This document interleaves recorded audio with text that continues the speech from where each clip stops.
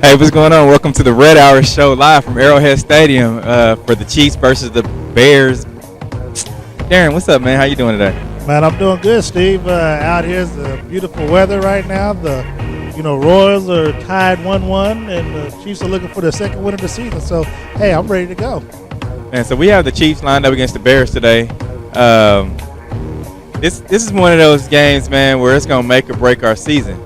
If you know our Kansas City Chiefs and you follow them like we do, you'll understand that this game right here is one of those must wins. We have to get over the hump. We've been losing the past couple weeks.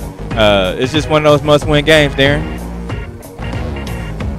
Well, I'm gonna tell you this. I mean, right now we'll talk about our predictions later on, but as you said, this is a matchup of 1 and 3 teams that are facing each other right now, and actually the offense, they have a lot to prove after going blank in the end zone last week. They kicked 7 field goals, but never could find the end zone.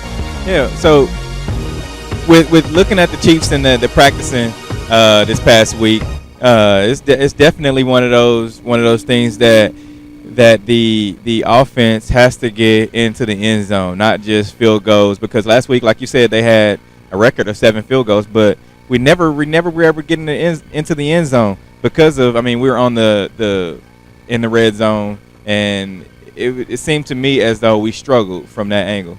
Oh, we struggle mightily, but you also have to give a lot of credit to the pressure and the defense of Cincinnati. Cincinnati's front four, especially led by Geno Atkins, they had a lot of pressure on Alex Smith and was able to get a few good hits and sacks on him. Yeah, and credit, like you said, credit the defense, but one of the things that we worked on in the off season was trying to get a more powerful offense, and I feel like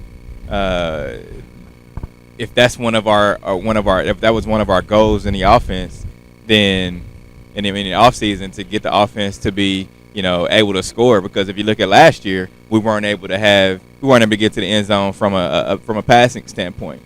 Yeah, and that was the big deal when we brought Jeremy Maclin. It was like, okay, that was going to shore up our offense because you got somebody that could extend the offense and put pressure on the defense by stretching the field long. And it's something that stuck with me during the broadcast last week where we saw they talked about Alex Smith mentioned to the CBS crew that now he was going to start pushing the ball down the field, start taking chances. For me, you should have been doing that 2 years ago, but better late than never, I guess. But it didn't. Even then, it didn't work. Yeah, Alex Smith talked about it. Said that he was struggling a little bit because he was forcing the issue. He had to let himself go and just go out there and play. And if you look at Alex Smith in the past and look at his production, even when he was with the 49ers, he's not that 300, 250 yard passing quarterback. He's not going to throw the ball. He will in certain situations, but he's not, going to throw the ball down the field 10, 12 times a game. Well, and a lot of people make a big issue about him being a quote-unquote game manager, and I do as well.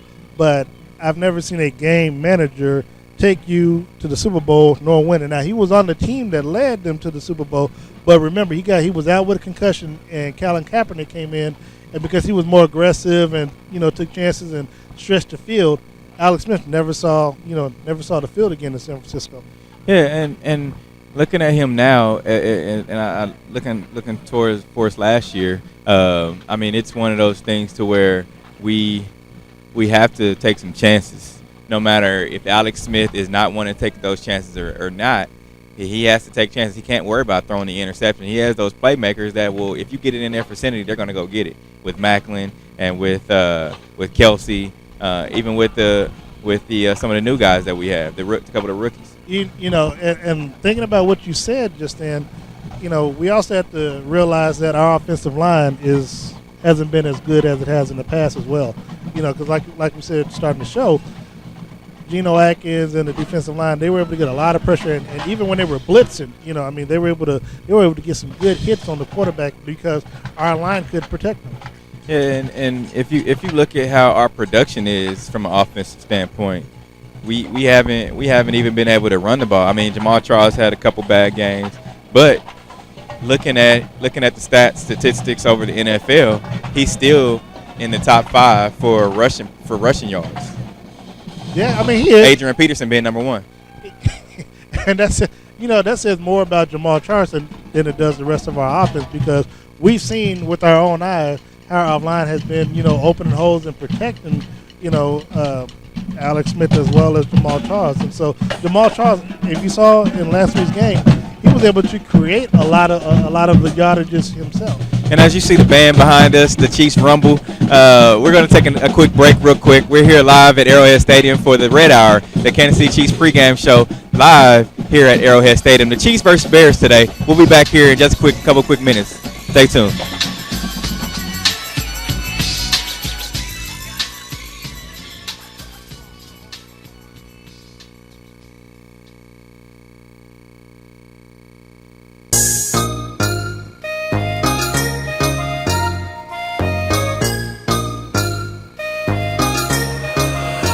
On that beat, go.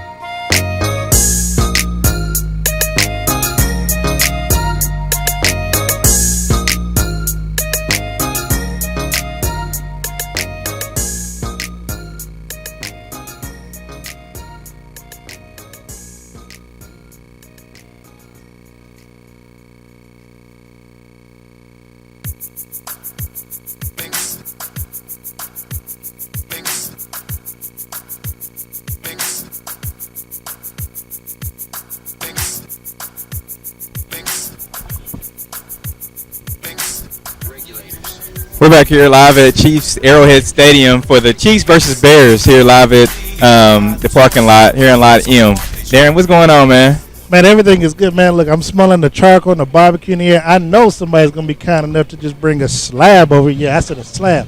Not a rib, but a slab over here for us today. Now, as we get set to kick off here in little over 2 hours, what's some of the things we have to look forward to today, man? Well, I wanted to see how our quarterback is going to play. Because we're home, there's an element of the home crowd, and so the energy will, that'll help our crowd out a whole lot. But, I really want to see how this quarterback handles himself after not being able to get to the end zone last week, and whether or not we depend on the kicking game again. Because we do know we can kick field goals. And that's one of those things that we did look at before we left for a break. And I just feel like if Alex Smith plays well, everyone else around him will fall in line. But here's the deal with that. It has to be an offensive line from an offensive line standpoint.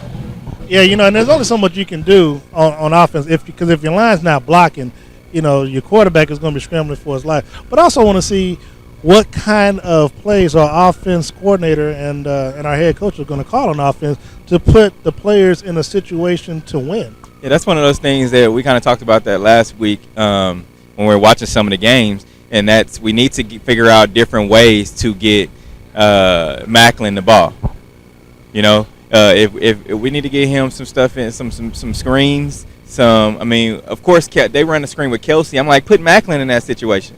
Yeah, and to be honest, I would rather actually see Jamal Charles get those screens simply because he can make a lot of things happen in the open field by making the defenders making them miss. But then also when you do that kind of keeps the defense honest because once you prove you can do it with Jamal Charles, they'll be more focused on him, and then you can hit him with the long shot with Macklin. But last week, Alex Smith tossed a league high 386 yards, man. And he failed to throw a touchdown. If you think about it, that was the third most passing yards in NFL history by a quarterback. That says a lot about Alex Smith, doesn't it? and whose team failed to score an offensive touchdown. Man, you sure love to bring up those futility records, man. I'm just saying. But then again, I don't expect a whole lot from Alex Smith. So even by him throwing 388 and not scoring a touchdown, I'm not really surprised. Like you said, we've only hit a wide receiver for a touchdown a couple of games ago. So would it be a bad deal to start Chase Daniel? I don't think it'd be a bad idea. They just won't do it because of Alex Smith's contract. His contract is so much that you have to justify benching him, and you can't really bench him right now because they're only 1-3. This isn't a Cleveland situation where you got two quarterbacks fighting for the position. Alex Smith is your starting quarterback, and Chase Daniels, as good as he played in preseason, it was still preseason against second and third string players. You're definitely right about that, but here's the deal with that. Why not try to start him? If production doesn't get any better from the quarterbacking standpoint, I think Chase can run a little bit better than Alex. Oh, well, and he's a threat. Well, Chase is younger, so he should have fresher legs than Alex Smith. But he's more mobile all around, though. Well, he is mobile, but again, like you said, the competition that he faced in the preseason was only second and third team. It's a big difference when you're facing people that are trying to make the league versus starters that are making millions of dollars. That's a big difference between a boy and a man. Right. So let's look at. You have our week 5 picks pulled up. I do.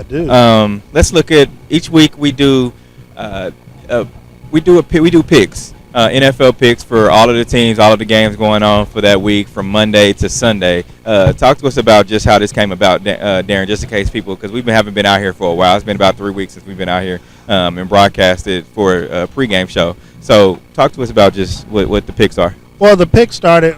I've been also writing. Freelance writing for the Dispatch Post USA since about 2009, I believe, and so it was just something that I was telling our publisher Dave Jordan that let's go ahead because I've done this before. I did this back in I believe 2007 when the New England Patriots had gotten Randy Moss, and the first thing I thought about was I thought that they would go undefeated, because during that time Randy Moss wanted to prove himself, and I just felt that they were just that team, and they went 18-1, losing in the Super Bowl. So it was something that I had started back then, but didn't have anybody to go ahead and do it with me. And so we've talked about doing it before, and then we got Michael Coleman from Channel 5 on board. Mm-hmm. And so when I mentioned it to Mr. Jordan, he was down for it. So it's just something that we've been doing every day, kind of like what you see on the ESPN and CBS and Fox. We're picking certain games. We just happen to pick every game and to see who would have the best record at the end of the season. Thus far, I'm 2 games up on Michael and 3 games up on you. So, yeah, but Michael. So right now, what you're saying is I'm in last place. Yeah, you're in last place, and right now, Michael Coleman is up 1-0 since he was the one that picked Indianapolis Thursday night, and we both picked the Texans, thinking that that they were going to be able to get to the quarterback with that cold offensive line. So we're down 0-1. Mike's up 1-0. So then we have the rest of today's games as well as tomorrow night's game. So let's get to the picks. What's the first game we looked at? Well, the first game we looked at was today's game, Chicago against Kansas City. And basically what I put down, and I said that Kansas City's been accustomed to losing, and Chicago, they finally won their first game last week. So I'm actually thinking that the clock is going to strike twice for Chicago. So I actually have Chicago winning this game 21-20 over the Chiefs.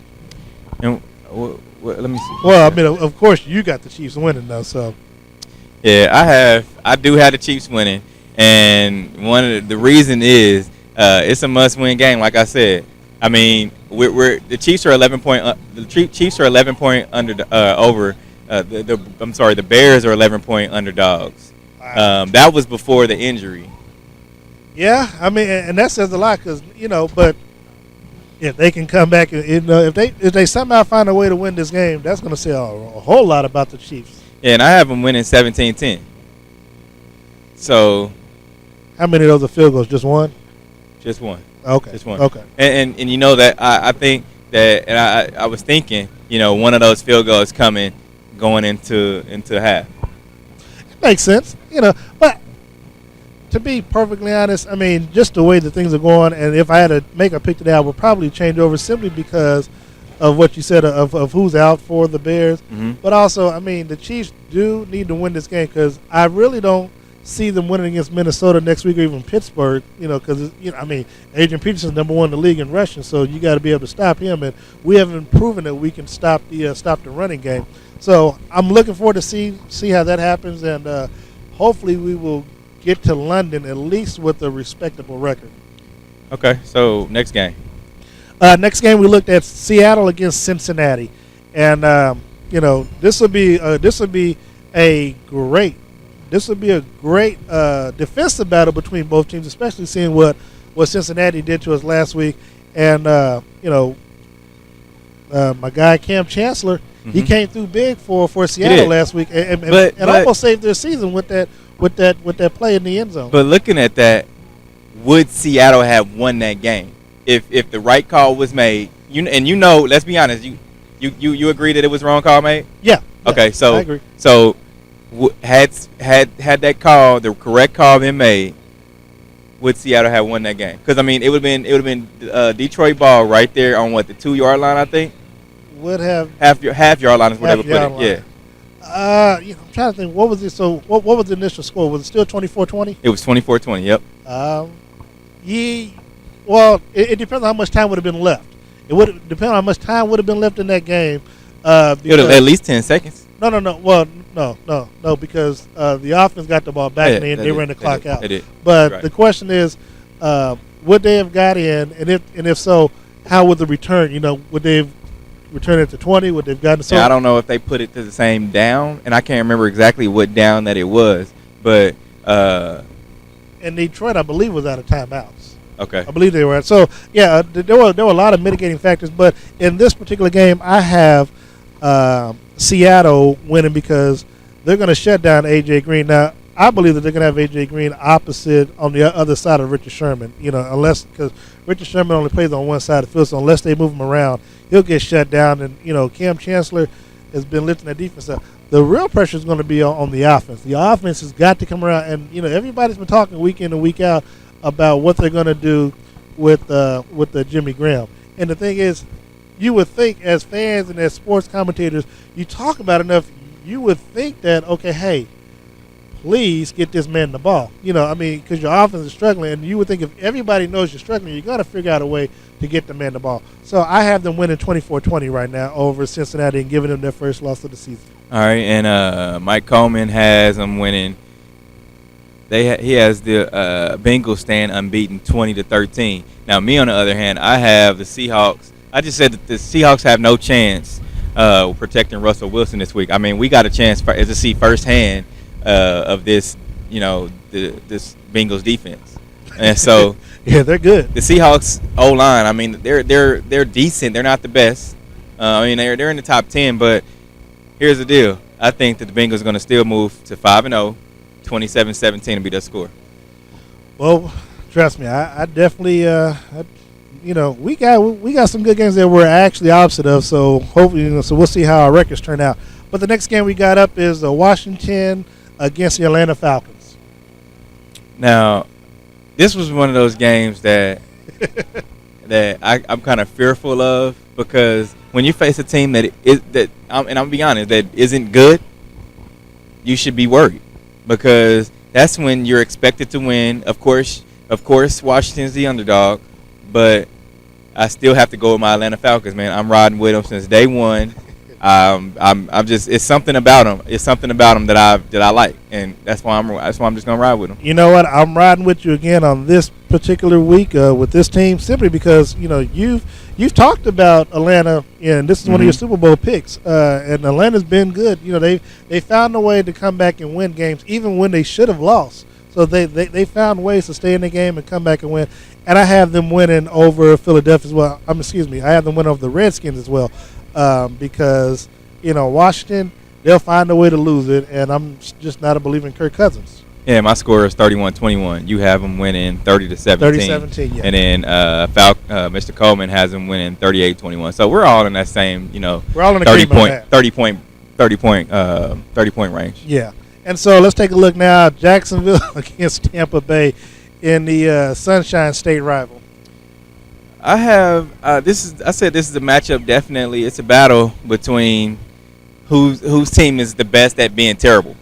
Because you got Jacksonville that's work below pretty average. hard to be bad. Yeah, they're definitely well under below average, and I'm just thinking the better of the two quarterbacks will prevail, and I just think Marcus Mariota has to come through.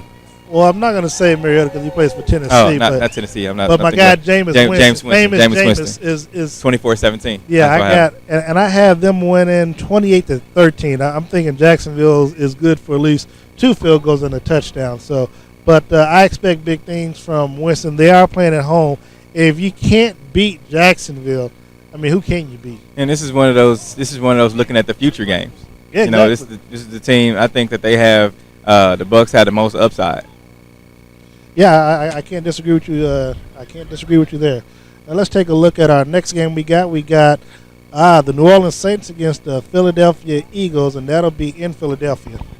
And I said New Orleans coming off of a victory where I think they feel like they're getting better. They feel like they're getting back to where they were in the past. And Drew Brees, he's still. And that's one thing you got to look at. He's still not throwing the ball down the field. Yeah. And even with that, I think Chip Kelly, he's gonna be on the chopping block, man, because this is his year. They have to look at production, and he's not really getting any production right now. And this is his 3rd year. And that's something we're gonna talk about a little bit later with our head coach. So I have the Eagles. This is a must win for the Eagles, and I have them 24-17. And I'm like you with this, because I've been picking Philly so many times when they've lost in games picked against them when they won. So this time I'm going to go with Philly one last time at least with a 21-17 win over the Saints at home. But we'll see. I was hoping that you were going to when I saw this, I was hoping that you're going to go with New Orleans, man. I was thinking I was going to get like at least one game ahead if Philly won. Yeah, I don't think so. But it's crazy. It was crazy to think about that because I think we picked the Cowboys to win last week, And it was just funny how it went down to the wire like it did. And so, Mhm. but again, Chip Kelly's under a lot of pressure because offensively, and he's finally taking some onus, some responsibility Right. for his own play Ownership. calling. So the thing is, how you gonna come back from it? So I expect him to, quote unquote, show why he should be in this league right now. So that's why I have them winning. So coming up next, we got Cleveland Browns against the Baltimore Ravens. I said it's Baltimore back-to-back road games for the Ravens. I mean, they're traveling from playing out west to going back out east. But The they're Ravens, playing at home this time. yeah. The Ravens, it's getting. I mean, back-to-back road games for the Browns. So the Ravens are playing at home, right? So the Ravens are getting. They have a few extra days to rest, man. That's all. I mean, that's all I can really say is with the rest factor, and that's key in this league. Because you got guys that's 30+ years old, and you get that extra day of rest where normally you wouldn't. That's going to benefit the Ravens. Yeah, because their last game was on the road against Pittsburgh, so they haven't played since that Thursday night. As a matter of fact, Steve Smith is out. But even still, I think the Ravens will get the win. Yeah, I didn't know that when I made this pick, but I'm like, I got the Ravens winning at home 24-20 over the Browns.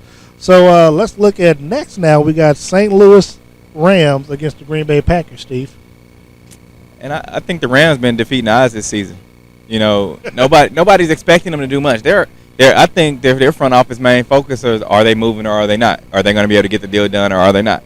So I don't really feel like that they're taking. Good point. Of course, I know the team is, but whether they win or lose, I highly doubt that their front office really cares. But even though, and I don't know if that was you that said that, but that they don't want a bad product to be, a losing team to go out to LA, Well, I'm gonna tell you something. What I've noticed with them is that the games that you expect them to lose, right? They won. I mean, Right. because I expected them to lose against Arizona, and then Mhm. look at the beatdown that they put Mhm. on them. So I mean, there's a lot that they can do. And in this particular game, but you're talking about Aaron Rodgers. I mean, right now it's going to be a battle to see who can stay undefeated longer between Green Bay and the Patriots, because right now both Right. quarterbacks are playing at MVP like level. Right. And I mean, I just see Green Bay. It's going to be hard for them to lose at home. So I see them winning 28-14 over the Rams. Right, and I have Green Bay as well. I mean, they're playing at a stupid, crazy high level. Exactly. I mean, Aaron Rodgers, he's a tough cookie, man. And Michael Coleman also has the Packers winning 27-10. So looking at next now is going to be your quarterback, Marcus Mariota, but he's going to be hosting the Buffalo Bills and Rex Ryan's defense at home today at noon. Now, Buffalo, man, they're playing just like their coach. Their coach's they taking on the saying, your team takes on the coach's personality, And so they have the roller coaster effect where you have the coach up and down, up and down. He never gets too high, never gets too low, but he still has that up and down aspect to him. So I feel like the Bills they're still taking on that roller coaster effect. And the thing is, Rex, he's so focused on his defense that he doesn't really give a lot of time over to his offense. So, but in this particular case, because you're playing on the road and Marcus Mariota, it's amazing how we say the same thing. Some of these coaches have a lot to prove, and Rex has something to prove because they lost the game last week that they should have won. Right. So because of that, I have them bouncing back, and I have them winning 27-21 over the Titans, and Michael Coleman has them winning 21-17 over the Titans as well. Yeah, I have him winning 34-27. Even though Marcus Mariota's he's going off a bye week and getting some rest. I think he has a little bit more. He had a little bit more time to hone in on some of the things that he needs to work on, but not this week, man. Now, I would say, because I always do the picks first and then send them out to you and Mike, so I always been thinking, okay, he's just going to try to ride with me so he can kind of stay in the picture. But we got Arizona and Detroit up next, and of course, we all picked the Cardinals. But what's your reason for picking Arizona over Detroit? Now, here's another one of those record things that I came with this week, man, with this game. I said the Lions are the only team in the NFL without a win, and this is the 8th time the Lions have been the last team in the NFL to win a game, most in the league history. So, and I mean the Cards they fared well so far this season, man, and they've all at least they've scored at least 25 points in each game. So I have them winning 31-24. Well, that's a good way to put it. I mean, I have them losing because, Megatron is not Megatron. Calvin Johnson just been playing very, very regular right now. So he hasn't been the dangerous receiver, and he hasn't been the best receiver that he's normally been in the last few years here. So I have Arizona beating them 27-10, and they're going to bounce back off of their upset loss against St. Louis last week. So I have them winning big time. Okay, next game. And so the biggest game that even here in Kansas City we won't be able to see is New England against the Dallas Cowboys. Initially, when this game was on the schedule, when it was announced, Tom Brady was at the time facing a 4-game suspension and wouldn't be coming back for this particular game. Mm-hmm. But he's back, and this is going to be a big-time game. Unfortunately, Tony Romo and Des Bryant aren't going to be there. So, so for me, the question is how much will the Patriots score versus, who's going to win the game? Yeah. I feel like they're going to throttle Dallas. And my score prediction was 41-24. Yeah. Now that's the lenient 24 because that's the 24 points that's going to come in the fourth quarter after they've already been getting throttled the whole game. Well, I got them winning. I have them winning 35-17 simply because they're going to put the brakes on, just out of respect for Jerry Jones. They're going to get their points. Mm-hmm. And I'm wondering whether or not they'll pull Tom Brady out if the game gets out of hand. Mm-hmm. But we'll see. But we have them winning. We have them winning big time. And actually, Michael Coleman special. I'm gonna have to see what he's. I think Mike is focused on the baseball game right now. To be thinking the Cowboys are going to beat the Patriots 24-20. So, but if that happens, hey, that's why they But that's why they play the game. So it is why they play the game, exactly. So coming up next, we have the Denver Broncos traveling to Oakland in the late afternoon matchup as well. That's the game that a lot of us will be seeing here in Kansas City. And so, Steve, who you have winning that game? I have the Broncos winning this game, but that's because the Raiders, and I give it to Raiders. They've been doing a little bit more better than people have thought. And the Raiders of the past, and everybody knows this Oakland is going to be Oakland, but Peyton will be Peyton in this game. The Raiders have gotten some wins, but they haven't been quality wins. The only quality win that they had was Baltimore, and they caught Baltimore earlier in their season. So I have the Broncos winning 31-17 this game. Well, I have. Hold on, who did you say you got winning this game? I got the Broncos 31-17. I thought you said this was your upset special. No, upset special is okay. I said Mr. Coleman. Okay. Well, right now I have the Broncos winning, and the reason why I have them winning is because, it would have been much closer, but Peyton Manning offensively hasn't been the Peyton Manning of old, and they've been relying on their defense a lot, and their defense is number one in the league. So, I expect their defense, because of this quarterback that's playing for Oakland, I expect them to get at least 10 points off of them. One of them coming off of a touchdown, whether it's the fumble or interception. I see the defense creating a turnover that's going to get them into the end zone. And I just see Peyton Manning doing enough, because if it goes down to if the game is tight, and I have them winning 24-21, if it's tight in the fourth quarter, who are you going to count on, Oakland or the Broncos with Peyton Manning? So I got them winning. Right. Yeah, Peyton definitely, like I said, he's going to be Peyton. And if it's close, I always, even if he's kind of playing the Chiefs or whoever, one of my favorite teams, he's still going to be, at the end of the game, he's going to come and do his thing, and that's what he's known for. Yeah, and so now we look at Sunday night's game, which I will be honest, this is not going to be a game I'll be looking forward to watch tonight. But I'm telling you, man, growing up, I used to love these games. San Francisco against Dallas, San Francisco against the Giants against the Cowboys, any of that NFC East. In the late 90s, actually early part of the 90s and the late 80s, these were the matchups that you, as a kid, that you just longed for. And, in another lifetime, this would have been a matchup in the NFC Championship game. Right. But simply put, the 49ers and Colin Kaepernick have been playing horrible this season. And, I have the Giants winning 28-9. I literally have them scoring 3 field goals and no touchdowns in this game. This is one of those I had to look at a couple times over, because The Giants, they struggled at the beginning of the season. I think they finally tried to figure it out a little bit, and they're favored right now to win by a touchdown. So, I mean, I have the Giants. They've won 2 in a row so far. I like them in this game, 27-14. And Michael Coleman has the Giants winning 27-18.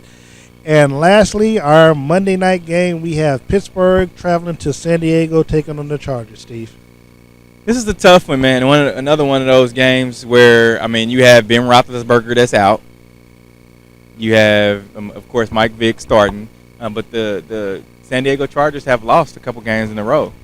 You know, so I still had to go with Pittsburgh. Mike Vick he's had another week to kind of get used to this offense and being the key contributor to this offense. And with that extra week comes extra experience. And Mike Vick's gonna be Mike Vick. He's not, even though he's not the Mike Vick. I know you're about to say he's still old. He's not the Mike Vick of the past. Where no, actually, I wasn't gonna say that at all. Where he could use he used to be able to just use his legs and run that 4.2 speed that he had. He doesn't have that any longer. So he has to be a little bit. But he still has the arm of a cannon, though. Yeah, he still had that lefty arm.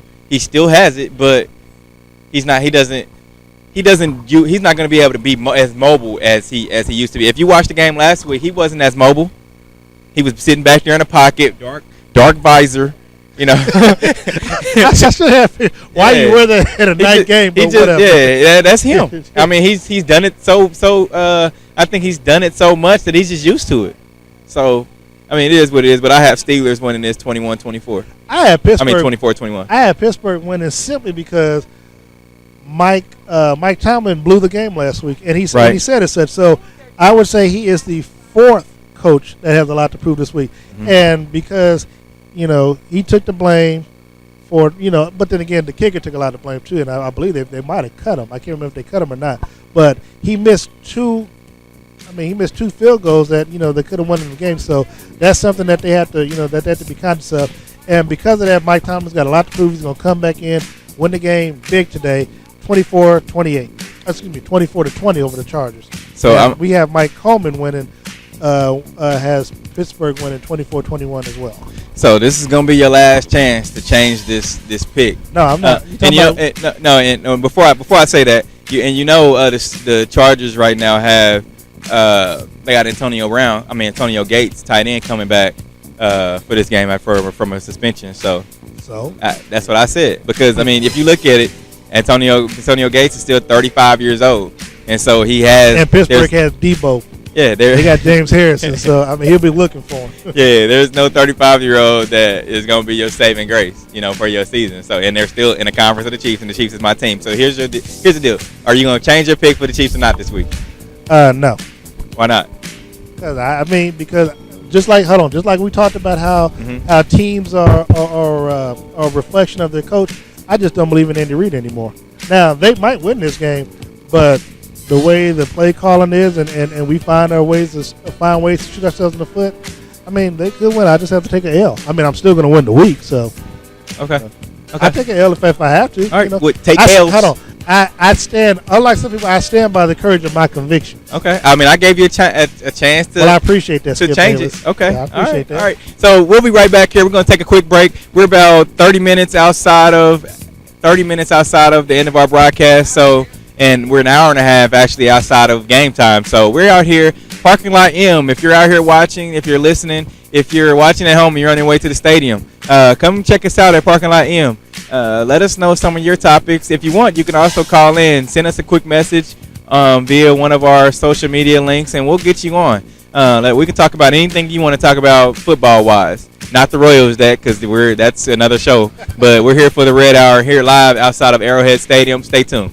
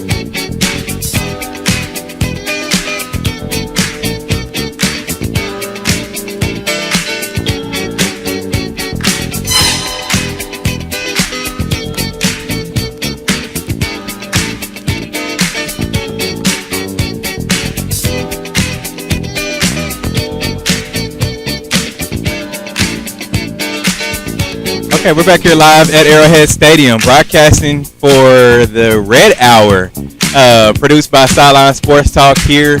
Watch us live on SidelineSportsTalkKC.com. You're tuned in. You're tuned in to something great right here with Steve Walls. I'm Steve Walls, and this is Darren Smith. We're back here for the second half of our show. Darren, man, you smell the barbecue. You can just smell the aroma in the air, man. It's a great feeling being out here. You know, that's what Kansas City's known for. Kansas City's known for barbecue, and I mean, this is a great reason why. You know, when you come out here, whether it's the Chiefs or the Royals, you know, you can always smell that charcoal hickory in the air. This is what I love. Yeah. Now, before we left, we were talking about our stats. I mean, not the stats, but we were talking about our picks for the week. Of course, my picks are always legit, and they're always the best that you've ever heard of. But you know, that's neither here nor there. But you're in last place. So let's talk about today, man. We're here, of course. We're here for the Chiefs versus Bears. What's one of the things? What's one of the keys to today's win that you need for the Chiefs? Keeping Alex Smith upright and in the pocket. If he's not running around and if he's not rushed, you know, you have to. Sorry, you have to got a little sidetracked. You have to keep him upright. You know, I mean, if he's pressured and running outside left or right outside of the pocket, you know, there's a good chance that he might turn the ball over. Right. So what we have is that they need to if we can keep from without turning the ball over, like you said, it's one of those things to where Alex Smith has to play like he's not Alex Smith. You know, he has to play like he's supposed to. You know, but at the end of the day, let me check something out right quick.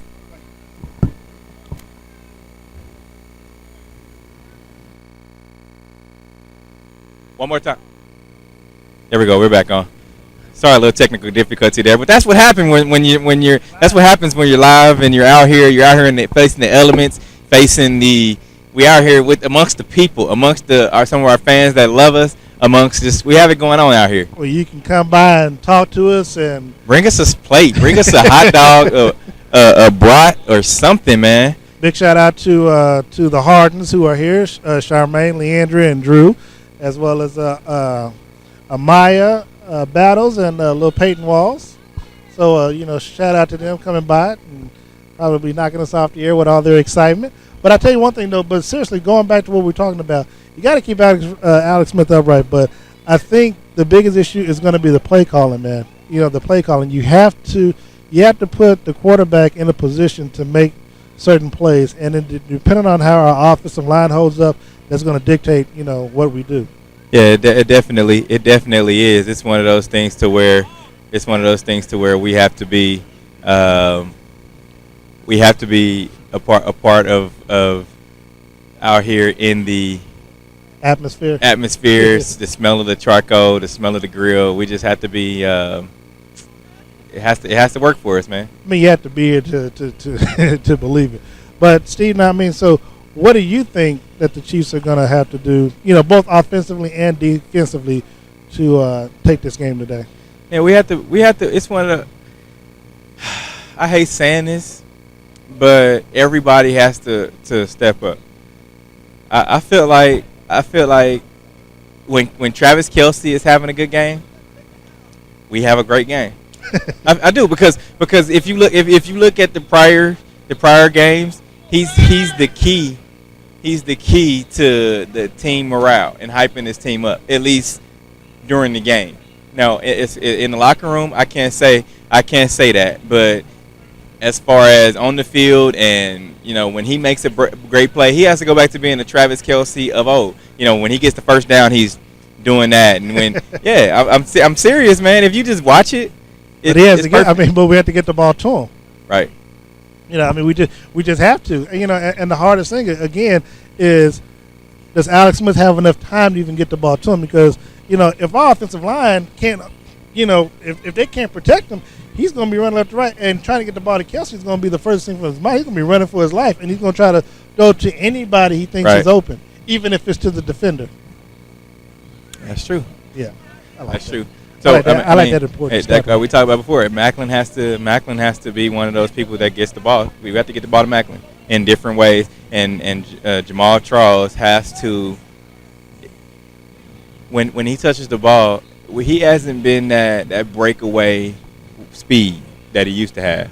I think the biggest thing that our team has to do, if they were to win, is, and we talked about this I think in the Friday night game, the high school game, you kind of have to do things that go against what you normally do, and so perhaps we need to do a couple of reverses or something. I mean, just something that you don't expect our team to do, that that the other team is never going to expect you to do. Yeah, and let's talk about these Bears for a minute, man. It's so many Bears fans. Like, I haven't seen this many many opposing teams fans you at the thought stadium. That this was of course, Broncos or something. A Raiders game. Yeah. Well, yeah. I mean, 'cause it was so many Broncos fans here for the Thursday night game, but yeah, there are Bears fans everywhere. We had a guy over to the side who we probably could have put him in a Santa uniform. He had a few of these. Barbecues, slabs or whatever. Yeah. But I mean, there's a lot of fans. I mean, and we had some earlier that traveled all the way from Sioux City, Iowa. Some that were Bears and Chiefs fans. Yeah. Now, of course, we have the band coming through again with the red coaters. Now, of course, you have the Raiders. When we play the Raiders, there's always a different atmosphere. Well, the last few years when we played them, it's always been cold. So, right. So, but now we see the marching band and the Chief cheerleaders in their pink for breast cancer awareness. We'll just stop and I guess take a little quick listen right quick.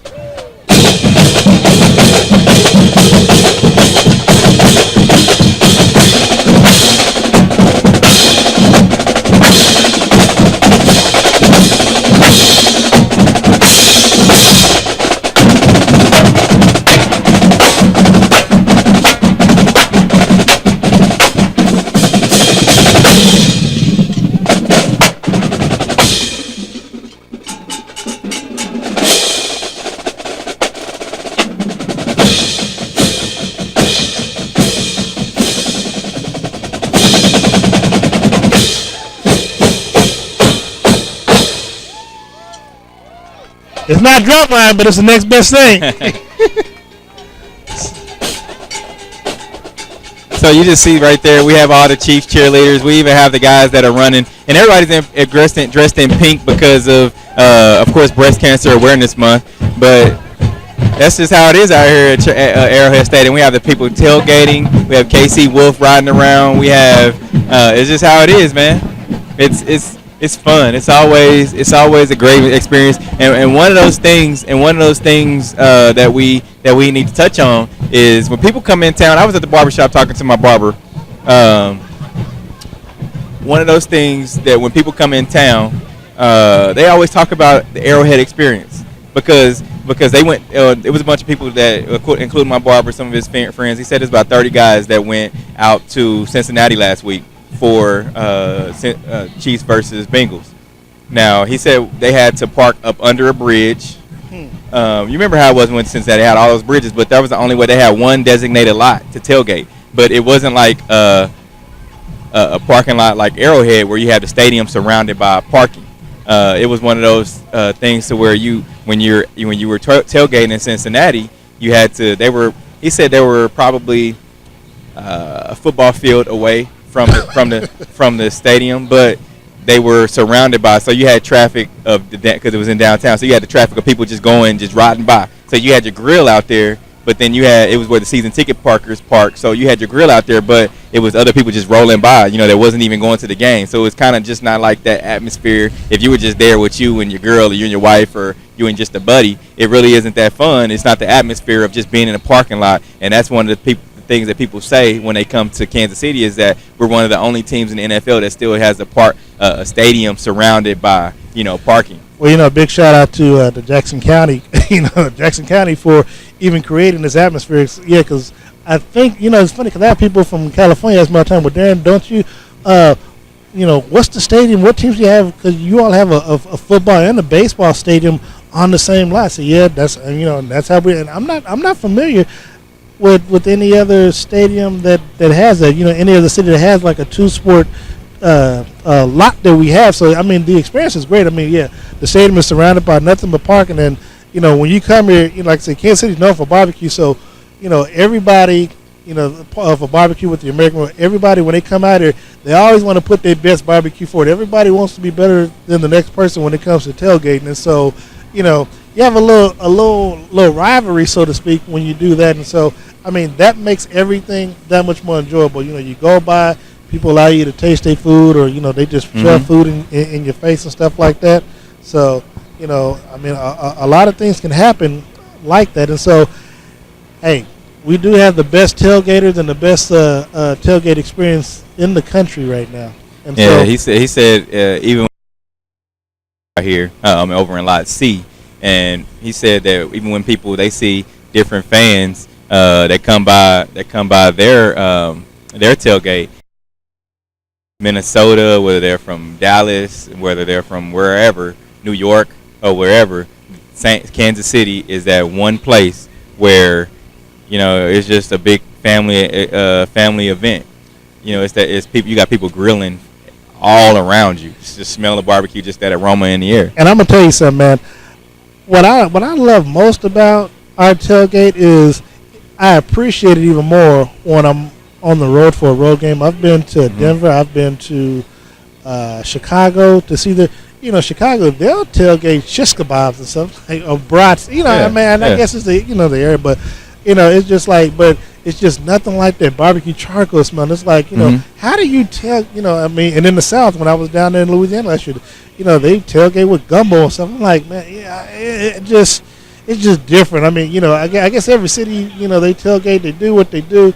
But, now I wouldn't mind being in Buffalo for their buffalo wings when they put it out there like that. But, we are barbecue connoisseurs, so I love barbecue. And actually, even thinking about it now, if somebody don't bring us something here, I'm going to walk over the gates and get us something to eat, man. Yeah, now, back to today's game. Now, looking at the stats of the Chiefs, Alex Smith has thrown for 1,110 yards. Jeremy Maclin has rushed for -2 yards. The leader for the Chiefs for rushing yards, which it should be, is Jamal Charles. He has 306 yards, and he's currently ranked number 5 in the NFL for rushes. Yeah, but he's not getting enough touches. Now check this: Alex Smith has 88 yards rushing total, which is probably 50 more yards or so better than the next rusher, which is now Davis, who has 25 yards. But a lot of that is him running out of the pocket because the line is collapsing. Right, so. But I mean, I would just think now Smith is Jamal Charles' backup. So I mean, even still, with now getting 4 touches a game, he should still have 25 more. I mean, he should still have more yards than 25. You think? No, not really, because it's the 5th game of the season. It's the 5th game, but you got to remember, Steve, a lot of times we're trailing, so I mean, you're not going to put the backup runner back out there because we trail. I mean, all we kicked were field goals last week. So I mean, you put Niles in there for a third down, for third and short or something, just if you're going to try to get a first down, but you're not going to put the backup in there for for more yards than or to be in there for more plays than Jamal Charles. Now looking at receiving leaders, you have Jeremy Maclin has 398. Next one up is Travis Kelce with 293, and then Jamal Charles for 151, and then followed by Chris Conley, the rookie, and then James O'Shaughnessy with 62, and Chris Conley has 69. And actually, for me, if I'm Chicago, I take Maclin out of the equation. Mm-hmm. I mean, and you force us to beat them with our tight end. And because to be honest, if you would ask me right now who is our second receiver, I couldn't tell you without looking at the stat sheet. Now, Jason Avant, of course, is not on that list. DeAnthony Thomas is not on that list. So, I mean, we got to get those guys into the equation. But that comes with coaching.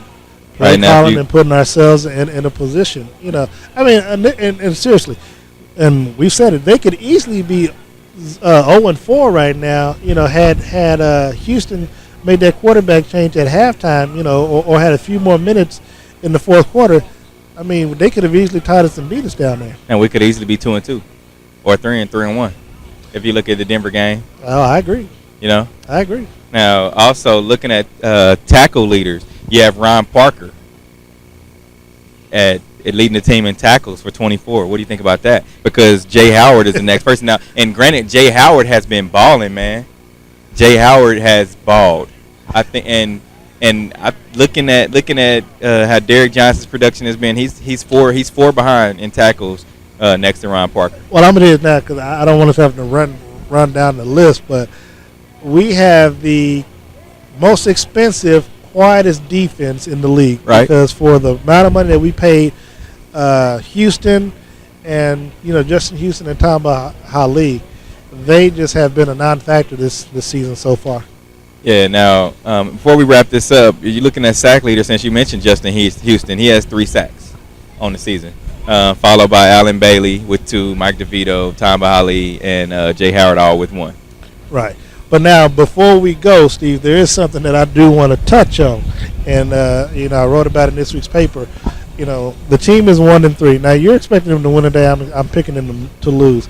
But depending on how the season falls, if we do not make at least 500, I don't believe we're going to make the playoffs. But if we don't make at least 500, do you think the Chiefs should fire Andy Reid, or do you think they'll bring him back for another season? I think the Chiefs have a lot of invested in this team and in his coaching and front office and everything. So I think that he will definitely be back next year. Now, will it be on how do I say this? Will it be on a focus of him being, let go as a coach? I don't know, but I definitely think that he will be back next week because they have a lot vested in this team in there, and I feel like front office loves Andy Reid, loves his family. I met his wife in down in the press area. Met Andy Reid. He's a great guy. I think they're giving some leeway to this team, because after what we've come off of, we've still been better than we were in the past, I think. And as you hear the fireworks, we're right 1 hour outside of game time. But if you look at it that way, I'll put it like this. I'm just looking at the track record. Our last 3 head coaches, Herm Edwards got 3 years and was let go. Todd Haley, I believe he led us to a division title, and he got let go following that, that third season when we finished 7-9, and then Romeo Crennel only had 2 seasons with the 2-14 record in the second year. So, my thing is I'm just looking at the track record, and depending on how we end this season, if we don't show a vast improvement or to where we're even competing for, because right now we're 4 games behind in the division for the division title. So I'm not even looking at us winning a division title, let alone making the playoffs. The question is, can we even make 500? And if we don't, I believe he should be let go just based on the track record of what we've been doing in the front office. But here's again, one of the things that I loved what Andy Reid said is that the season is broke up into 4 quarters. I believe that. So yeah. But the first quarter we failed. We failed the first quarter. But if you get 3 A's and an F, in school, I wasn't the best student, but in school you get that 3 A's and an F, you still at a 3.0. You know what I'm saying? So 3.0 is on the dean's list. It's still a 3.0. You're still on the dean's list. You doing better. You faring better than a lot of the other students, which is a lot of other teams, and there's 32 teams in this league, and you're still faring better than those teams. So we win in these. This is game 1 of the last 3 quarters of the grade period. So you're saying we're gonna go 12-0? It's possible. And if you look at everyone that's talked about this team, shake your head. Everyone that's talked about this team, and they talked about this schedule right now that we have. We fared. Of course, we wanted to get to 2-2 last week, but that was the roughest part of our schedule at the beginning of the season in the first quarter. When we got 1 out of those 4 in that first quarter, so I feel like we should have got to 2-2. Granted, we should have been at 3-1, but. Our roughest part is going to be the third quarter when we're traveling to Denver and San Diego, and then Oakland. And so we'll see. Okay, we're about 1 hour outside of game time. It's time to wrap this thing up.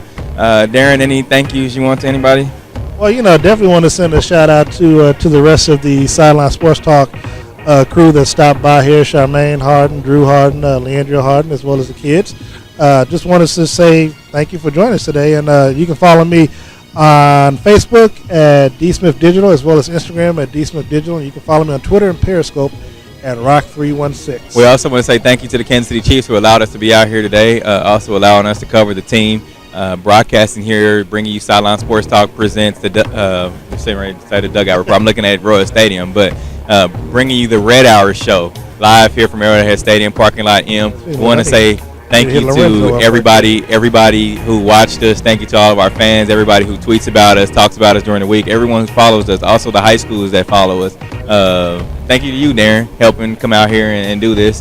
What we do. Yeah, and follow me on Sideline Sports Talk, on Twitter, on everywhere. Follow me at Steve Walls KC. Also follow us on SidelineSportsTalkKC.com. Follow our Instagram page at Sideline Sports Talk KC. Follow our Twitter link at hashtag or at Sideline Sport KC. Just follow us everywhere. Follow our Facebook, everything like that. Follow everything that we do. Follow myself. Follow Darren. We're out here, man. We're always doing something, whether it's the high school, whether it's the Red Hour, the Dugout Report. Thank you for watching us. Thank you for following us. I hope you guys enjoy the game. Enjoy this ride that we're about to go on with these Chiefs. I have faith. Not sure if my guy Darren does, but just follow us. We're here. We're at ground one right now for the last 3 quarters of the season, as Andy Reid had put it. Before we do leave out here, make sure you join us this Wednesday night for our Dugout Report, whether it's for Game 5 of the ALDS or game, or we're looking to prepare for the ALCS. We want to send a big shout out to the Royals and Lorenzo Kane, and also want to thank everybody that was able to go to Washington D.C. yesterday for the Million Man March, for the Justice or Else March. So, see. All right, thank you. Enjoy the game. We out.